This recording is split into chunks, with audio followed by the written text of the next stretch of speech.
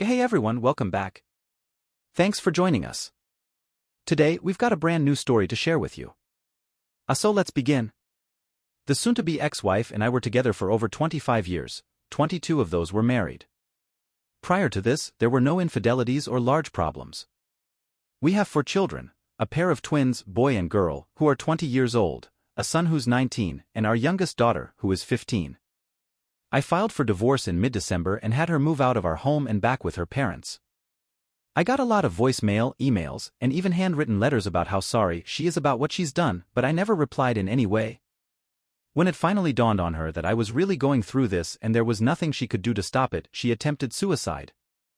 In all likelihood, she would have died had her parents not stayed at home to keep an eye on her.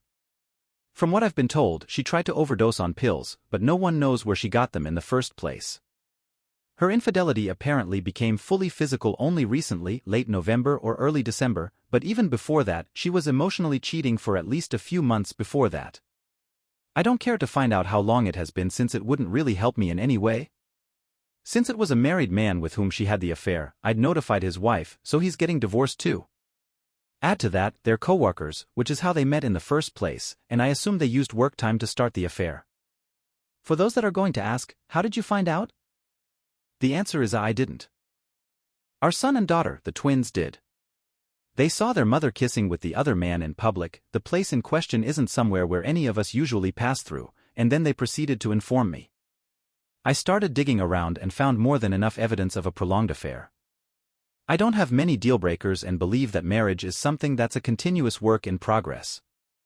You have to do your part to keep it alive and well, but cheating is something that I absolutely will not overlook or forgive.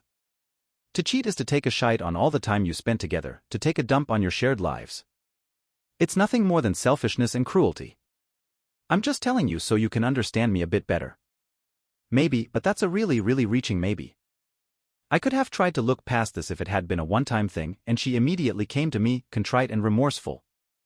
But she wasn't. I mean, she only started sobbing and bawling once she got caught, and that, to me, is utterly worthless. It's easy to cry once your sh*t is put into the spotlight, but before all this? I've never noticed anything remorseful about her or any sign of guilt. I just can't live with someone like that. Thankfully, all of the kids were supportive and understanding when I told them I was going to divorce their mother. Our youngest cried more than I did, but I said I was doing the right thing for all of us. She did ask me if she could live with me. The other 3 already have places of their own, by their own choice, and I told her she didn't even have to ask. I think that's the best thing in this situation overall. Just having the kids there shows me that not all of those years spent with my wife were a waste. Whatever she's like now, I can at least be grateful for our children if nothing else. I love them more than anything.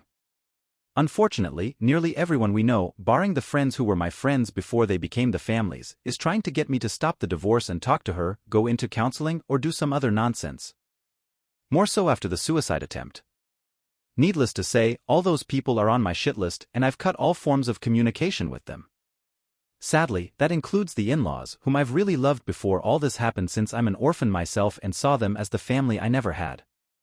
They tried getting to me through their grandkids, which has soured them on visiting their grandparents in the near future. The kids tell me they love them, but they just can't be around them at this time because they're being so overbearing. They've also chosen to distance themselves from their mother, though they're still obviously in touch. I'm in therapy myself, going through some counseling, because for all that's happened, I feel nothing. When I look back at finding out about all this, I see that the lack of rage and hurt is very worrying. My therapist says I've numbed myself on purpose to help me get through this easier. I don't know. Before all this, if anyone asked me how I felt about my marriage and wife, I'd probably tell them I was as happy as I could be, with a big smile on my face. Now? Nothing. When I heard about the suicide attempt, you might as well have told me the weather forecast for the day. I didn't feel anything. Not for me personally, anyway. I was angry, in a way, as to what this could have done to our children, but beyond that, her trying to kill herself just doesn't get a reaction out of me. I'm not happy that she's realized how much she's ruined our lives, but I'm not feeling any sort of empathy either. I can't. It's just that I look at the situation and think, yes, and? How is that any concern of mine? I'm not like that. Or at least, I don't think I was like that before all of this. And my therapist assures me the numbness will pass. It's part of the healing process, but here we are, more than a month later, and I still feel nothing about what happened. I'm honestly not sure if that's good or bad. I'll just have to wait and see. As to the rest of my life, the friends that stayed true to me aren't letting me spend much time alone. They understand that I do need some time for myself every now and again, but they don't want me alone. It all seems so different now, you know? Now, my main concern here is about our kids.